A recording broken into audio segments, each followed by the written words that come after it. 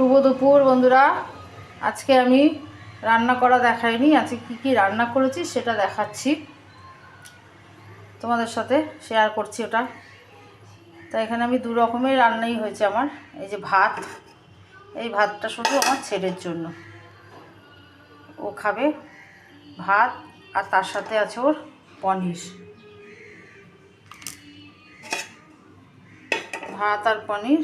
আর এদিকে আমার খিচুড়ি, আমার আর তোমার দাদা ভাইয়ের খিচুড়ি হয়েছে, অল্প করে খিচুড়িটা করেছি। আমি কড়াইটাই রেখেছি, একটু খাবার সময় গরম করে নেবো, আবার গরম না হলে খিচুড়ি ভালো লাগে না। তারপরে সঙ্গে আছে আলু ভাজা, আলু ভাজা একটু বেশি করেই করেছিলাম, সকালে রুটি দিয়ে খাওয়া হয়েছিল টিফিনে, আর একটু রয়েছে। তোমার দাদা ভাইয়ের ভাজা লাগে একটু, আলু ভাজা, ছেলেও একটু খাবে অল্প করে। আর এখানে আছে আলুর দম, খিচুড়ির সাথে একটু আলুর দম বানিয়েছিলাম। রাত্রে যদি অন্য কিছু করা হয় তাই জন্য একবারে আলুর দম করা হয়েছে। দেখো আলুর দমটা কেমন হয়েছে, যদি ভালো লেগে থাকে তাহলে কমেন্ট করো, সঙ্গে লাইক দিও।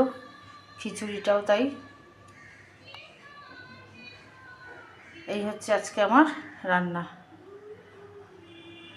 যদি সব রান্না আমার ভালো লেগে থাকে তাহলে আমাকে কমেন্ট করো, আর সঙ্গে লাইক দিও, সঙ্গে থেকো।